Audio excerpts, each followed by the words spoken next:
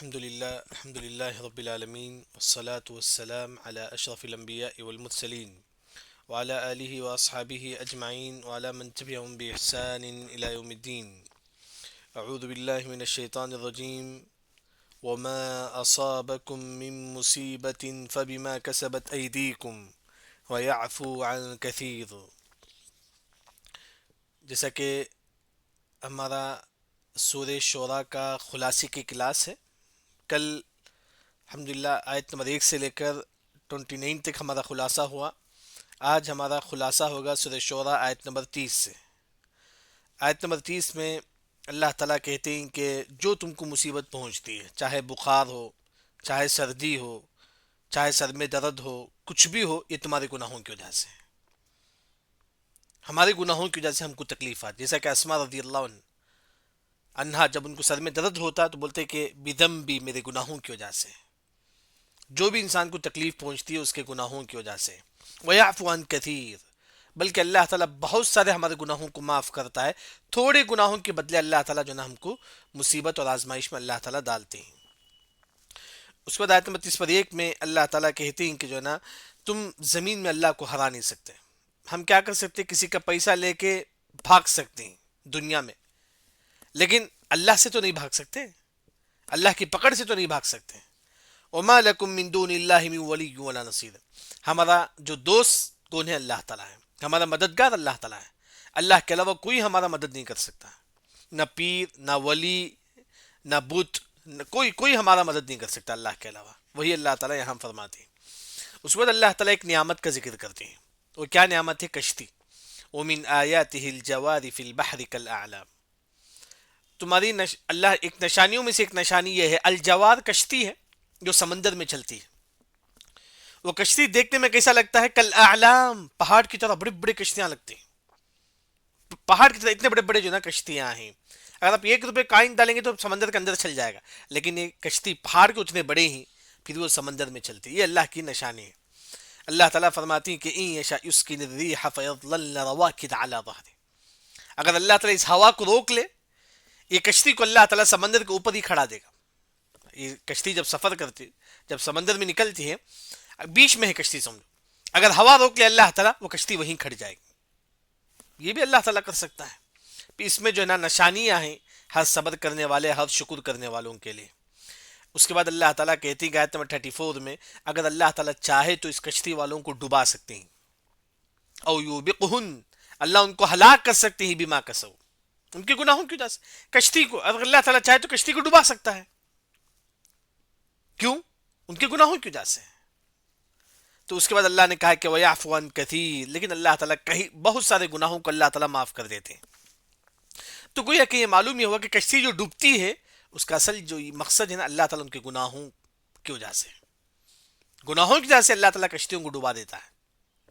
پھر اس کے بعد اللہ تعالیٰ کہتے ہیں کہ آیت نمبر 35 میں اللہ تعالیٰ جانتا ہے جو اللہ کی نشانیوں کے بارے میں لڑائی جھگڑا کرتے ہیں.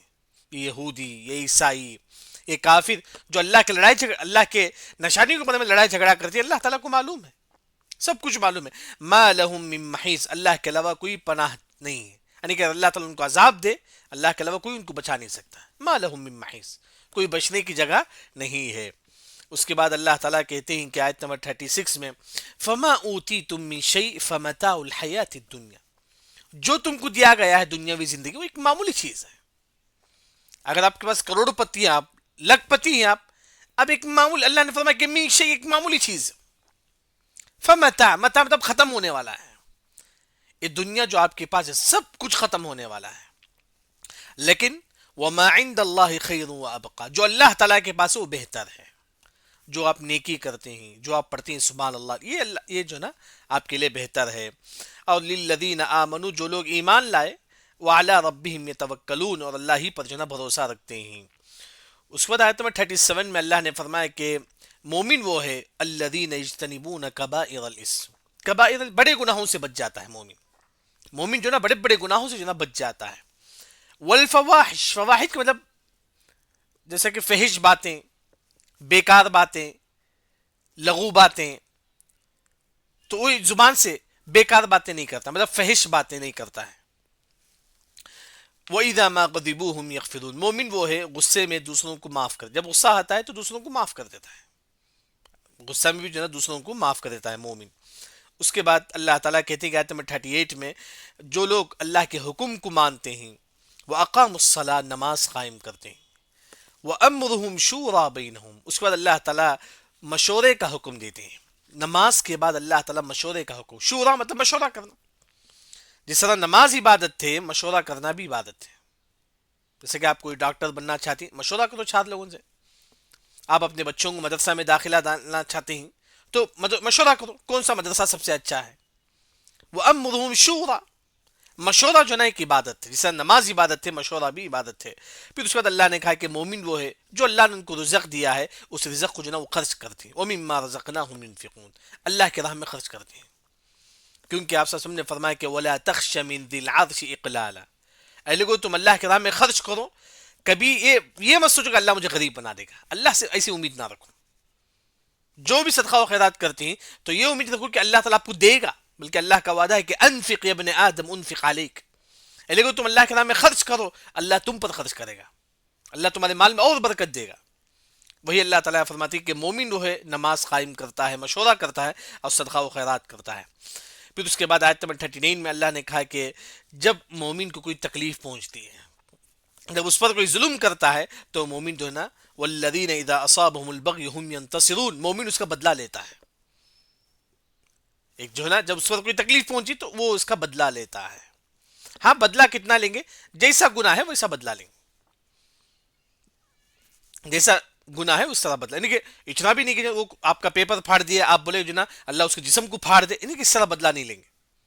تو جیسا گناہ ہے اس طرح بدلہ لیں گے، جیسا ظلم کیا اس طرح بدلہ لیں گے، لیکن افضل یہ ہے کہ بدلہ نہ لے، لیکن بدلہ لیتا ہے تو کوئی گناہ نہیں ہے۔ پھر اس کے بعد اللہ نے کہا کہ وَجَزَاءُ سَيِّئَةٍ سَيِّئَةٌ بِمِثْلِهَا، گناہ کا بدلہ گناہ ہے، یعنی کہ اس کا جو مطلب ہے قصاص ہے، یہ آیت کا مطلب قصاص، قصاص کا مطلب جیسا کہ زید نے عمر کو قتل کر دیا تو ہم زید کو بھی قتل کریں گے، قتل کے بدلے قتل، قتل کے بدلے، جیسا کہ زید نے عمر کا دانت توڑ دیا ہم زید کے دانت بھی ہم توڑ دیں گے، یعنی کہ وَجَزَاءُ سَيِّئَةٍ سَيِّئَةٌ مِثْلُهَا، زید نے عمر کی انگلی کو توڑ دیا ہم زید کی انگلی کو جو ہے نا توڑ دیں گے، ایسا گناہ ویسا جو ہے نا ہم اس کو سزا دیں گے، وہی مطلب یہاں۔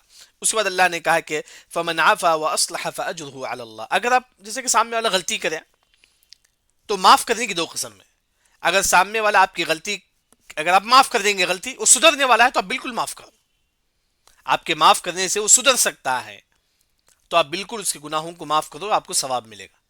آپ معاف کر دیں گے پھر بھی نہیں سدھرے گا تو ایسے لوگوں کو مت معاف کرو، وہی اللہ نے کہا ہر انسان کو معاف نہیں کرنا ہے، اگر سامنے والا آپ کے معاف کرنے سے نہیں سدھر سکتا ہے تو اب بہتر ہے کہ معاف مت کرو۔ جیسے اس کی مثال میں نے آسان جو مثال دیا تھا کہ جو ہے نا ایک انسان آپ کی گاڑی کا کے مار دیا، کار کے آ کے مار دیا، تو دیکھتے کہ وہ نارمل انسان ہمیشہ ہلو چلاتا ہے، لیکن ایک غلطی سے آ کے آپ کی گاڑی کو مار دیا تو آپ اس کو معاف کر دو، کوئی بات نہیں۔ لیکن ایک انسان ہمیشہ فاٹ چلاتا ہے، وہ آپ کی گاڑی کا مار دیا، اگر آپ اس کو معاف کر دیں گے تو کل دوسری گاڑی کو مارے گا، یعنی کہ ہر انسان کی غلطی کو ہم معاف نہیں کریں گے۔ اس کے بعد اللہ نے کہا وَلَمَنِ انتصر بَعْدَ ظُلْمِهِ فَأُولَئِكَ مَا عَلَيْهِم مِّن سَبِيلٍ، جو مسلمان اس پر ظلم ہوتا ہے، اس پر ظلم ہوتا ہے، وہ اس کا بدلہ لیتا ہے تو اس پر کوئی حرج کی بات نہیں ہے، اسے کوئی گناہ نہیں ہے۔ اس کے بعد آیت نمبر 42 میں اللہ نے فرمایا کہ گناہ ان لوگوں پر ہے جو لوگوں پر ظلم کرتے ہیں، یظلمون الناس، جو لوگوں پر ظلم کرتے ہیں، وَيَبْغَوْنَ فِي الْأَرْضِ بِغَيْرِ الْحَقِّ، زمین میں فساد مچاتے ہیں۔ اس کے بعد اولئک لہم عذاب علیم، ان کے لیے دردناک عذاب ہے۔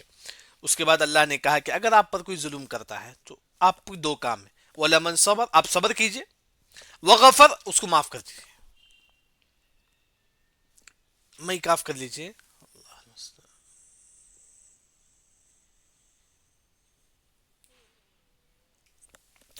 وَلَمَنْ صَبَرَ، جو آپ پر ظلم کرتا ہے اگر آپ صبر کریں گے اس کو معاف کریں گے، ان ذالک لمن عزم الامور، یہ بڑا ہمت والا کام ہے۔ لمن عزم الامور کا جو ترجمہ ہے ہمت والا کام ہے، یعنی کہ آپ پر کوئی ظلم کیا تو آپ کو 2 کام کرو، ایک صبر کرو اور ساتھ میں معاف کرو، اگر اب یہ کام کرتی تو یہ بہت بڑا ہمت والا کام ہے۔ اس کے بعد اللہ نے کہا کہ آیت 44 میں وَمَن يُضْلِلِ اللَّهُ فَمَا لَهُ مِن وَلِيٍّ مِّن بَعْدِهِ، جس کو اللہ تعالیٰ گمراہ کر دے اس کا کوئی دوست نہیں ہے، اس کو کوئی ہدایت دینے والا نہیں ہے۔ اسی وجہ سے انسان ہمیشہ ہدایت کی دعا مانگے، ربنا لا تزغ قلوبنا بعد إذ هديتنا وهب لنا من لدنك رحمة یا مقلب القلوب ثبت قلبی علی دینک، کیونکہ جس کو اللہ تعالیٰ گمراہ کر دے، جیسا کہ دیکھیں انسان نمازی ہوتا ہے سڈن جو ہے نا بے نمازی بن جاتا ہے، یعنی کہ قیامت کے قریب گمراہ بہت زیادہ ہوں گے لوگ، صبح میں مسلمان ہوں گے شام میں کافر بن جائیں گے، کیونکہ قیامت کے قریب لوگوں سے دین کم ہوتے چل جائے گا، کم ہوتے چل جائے گا۔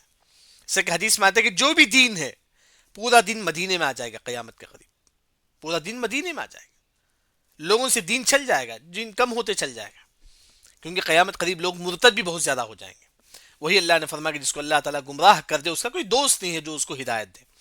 اس کے بعد اللہ نے کہا کہ وَتَرَى الظَّالِمِينَ، اے لوگو، اے مسلمانوں، تم کافروں کو دیکھو کب؟ حشر کے میدان میں، لما رأوا العذاب، جب یہ کافر جب عذاب کو دیکھیں گے کہیں گے کہ یقولون، کافر کہیں گے هل الى مرد من سبیل، اب ہم کو کیا ہم دنیا کو جا سکتے ہیں، ہم لوگ کیا ہم دنیا کو جا سکتے ہیں تاکہ دنیا میں جا کے نیک عمل کریں؟ هل الى مرد من سبیل، کیا ہم کو دنیا میں لوٹایا جائے گا اللہ تعالیٰ تاکہ ہم توحید پرست ہو کر جو نا دوبارہ جنت پہ داخل ہو جائے؟ نہیں ہو سکتا۔ کافر جہنم کو دیکھ کر جو نا اس طرح کہیں گے۔ پھر اس کے بعد اللہ نے کہا کہ وَتَرَاهُمْ، تم ان کو دیکھو، ان کو کافروں کو، یعرضون علیہا، کافروں کے سامنے جہنم کو پیش کیا جائے گا، خاشعین، ذلیل کے مال، جھکے ہوئے ہوں گے، خاشعین مطلب کافر جھکے ہوئے ہوں گے، من الذل، ذلیل کی وجہ سے، کافر ذلیل کی وجہ سے حشر کے میدان میں جھکے ہوئے ہوں گے۔ ینظرون، وہ کافر دیکھیں گے جہنم کو کیسے؟ من طرف خفی، چوری نظر سے جو نا جہنم کو دیکھیں گے، چپ چپ کر، طرف خفی کا مطلب چپ چپ کر جہنم کو دیکھیں گے، جیسا کہ دیکھتے نا سعید کی نظر سے، اس طرح کافر جو نا چپ چپ کر جو نا جہنم کو دیکھیں گے، چوری نظر سے جو نا جہنم کو دیکھیں گے، طرف خفی۔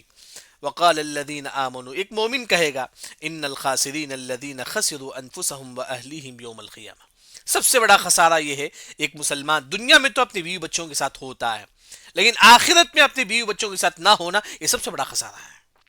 یہ کافر کل قیامت کے دن جہنم میں اپنے بیوی بچوں کے ساتھ نہیں ہوں گے، جہنم میں سب الگ الگ ہوں گے، سنگل سنگل ان کو عذاب ملتا رہے گا۔ وہی جنت میں بیوی بچے ماں باپ سب مل کر ہوں گے، لیکن جہنم میں اس طرح نہیں ہوگا۔ سب سے بڑا خسارہ یہ ہے کہ جو نا قیامت کا خسارہ ہے، جہاں بیوی بچوں سے آپ الگ رہیں گے۔ الا، الا کا جو معنی ہے خبردار، الا خبردار، اس کا معنی ہے الا خبردار، ان الظالمین فی عذاب مقیم، بے شک ظالم جو نا ہمیشہ ہمیشہ کے عذاب میں ہوگا۔ اس کے بعد اللہ نے کہا کہ وما کان لهم من اولیاء ینصرونهم من دون اللہ، اللہ کے علاوہ کوئی آپ کا مدد کرنے والا نہیں۔ ومن یضلل اللہ فما له من سبیل، جس کو اللہ تعالیٰ گمراہ کر دے اس کو ہدایت کا کوئی راستہ نہیں ہے، اس کے لیے ہدایت کا کوئی راستہ نہیں ہے۔ اس کے بعد اللہ نے کہا کہ استجیبوا لربکم، اے لوگو تم اللہ کے حکم کی پر عمل کرو، اے لوگو تم قرآن حدیث پر عمل کرو، من قبل، اس سے پہلے کہ ان یاتیا، ایک آپ کے پاس آئے، یوم، ایک ایسا دن، لا مرد له من اللہ، وہ دن آنے کے بعد اللہ اس کو پیچھے نہیں کریں گے، وہی قیامت کا دن۔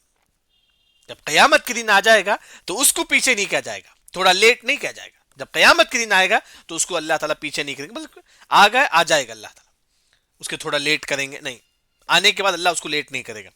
ما لکم من ملجا یومئذ، اس دن آپ کا کوئی ٹھکانہ نہیں ہے، وما لکم من نکیر، نکیر کا مطلب کوئی انسان جیسے کہ گناہ کرتا ہے کافر، گناہ کرنے کے بعد قیامت کی نہیں بولے گا کہ اللہ تعالیٰ میں گناہ نہیں کیا، اللہ میں شراب نہیں پیا، ایسا نہیں بولے گا کافر۔ نکیر یعنی کہ نہیں ہے تم میں سے کوئی، نکیر کا مطلب انکار کرنے والا، یعنی کہ کافر آج دنیا میں بت کی عبادت کرتا ہے، کل اللہ تعالیٰ کہیں گے کافر تو نے بت کی عبادت کی، ما لکم من نکیر، کافر یہ نہیں بولے گا کہ اللہ تعالیٰ نہیں نہیں نہیں نہیں، ایسا نہیں بولے گا کہ ما لکم من نکیر کا معنی ہے۔ اس کے بعد اللہ نے کہا کہ فَإِنْ أَعْرَضُوا، اے نبی اگر یہ کافر آپ کی بات نہیں مانتے ہیں، فَمَا أَرْسَلْنَاكَ عَلَيْهِمْ حَفِيظًا، آپ ان کے نگہبان تو نہیں ہیں، آپ ان کی نگران تو نہیں ہیں، بس آپ کا کام یہ ہے ان علیک الا البلاغ، آپ کا کام جو ہے لوگوں کو دین کی بات پہنچانا ہے۔ جیسا کہ اگر یوں کہوں کہ میرا کام، آپ کا کام صرف اتنا ہے، ان علیک الا البلاغ، لوگوں تک دین کی بات پہنچانا ہے۔ آسان ترجمہ، ان علیک الا البلاغ، نہیں ہے آپ پر مگر دین کی بات پہنچانا، ہدایت دینے کا کام اللہ تعالیٰ کا ہے۔ اس کے بعد اللہ نے کہا کہ وَإِنَّا إِذَا أَذَقْنَا الْإِنسَانَ مِنَّا رَحْمَةً فَرِحَ بِهَا، اللہ نے فرمایا کہ جب ہم انسان کو مال صحت سب دیتے ہیں تو گویا کہ ایک چکنے کے برابر ہے، بس یہ ہماری پوری زندگی ایک چکنے کے برابر ہے. پوری زندگی 60 سال 70 سال کی زندگی ایک چھکنے کے برابر ہے، بس جس طرح آپ چھکتے ہی نا، بس اتنا ہے. وہی اللہ تعالیٰ فرماتی جب انسان کو مال دولت سے سب کچھ دیتی ایک چھکنے کے برابر ہے، فرح بہا، وہ اس پہ گھمنڈ کرتا ہے، وہ اس پہ انسان اس پہ گھمنڈ کرتا ہے. یہ اللہ تعالیٰ کو کبھی پسند نہیں ہے. وَإِن تُصِبْهُمْ سَيِّئَةٌ بِمَا قَدَّمَتْ أَيْدِيهِمْ، جب آپ کو کوئی بیماری پہنچتی ہے تمہارے گناہوں کی وجہ سے، فَإِنَّ الْإِنسَانَ كَفُورٌ، بے شک انسان اللہ تعالیٰ کا بڑا ہی ناشکرا ہے. للہ ملک السماوات والارض، اسی کے لیے بادشاہت ہے آسمان و زمین کا. یخلق ما یشاء، وہ پیدا کرے گا جو وہ چاہتا ہے، جو چاہتا ہے اللہ تعالیٰ پیدا کرے گا. یہب لمن یشاء اناسا، جس کو چاہے اللہ تعالیٰ بیٹیاں دیتا ہے. ویہب لمن یشاء الذکور، جس کو چاہے اللہ تعالیٰ بیٹے دیتے ہیں. او یزوجہم ذکرانا و اناسا، اور جس کو چاہے اللہ تعالیٰ بیٹیاں اور بیٹے دونوں دیتے ہیں. ویجعل من یشاء عقیما، جس کو چاہے اللہ تعالیٰ بے اولاد بھی کر دیتے ہیں. سب ہے، جیسے اس کا مشہور تفسیر ہے. صرف بیٹیاں کس کو تھی؟ لوط علیہ السلام، ان کو صرف بیٹیاں تھیں. صرف بیٹے کس کو تھے؟ ابراہیم علیہ السلام کو. ان کو بیٹیاں نہیں تھی ابراہیم علیہ السلام کو، صرف بیٹے تھے. اسی طرح آپ صلی اللہ علیہ وسلم کو بیٹیاں بھی تھے بیٹے بھی تھے. اسی طرح یحییٰ علیہ السلام، عیسیٰ علیہ السلام، ان کو اولاد نہیں تھے.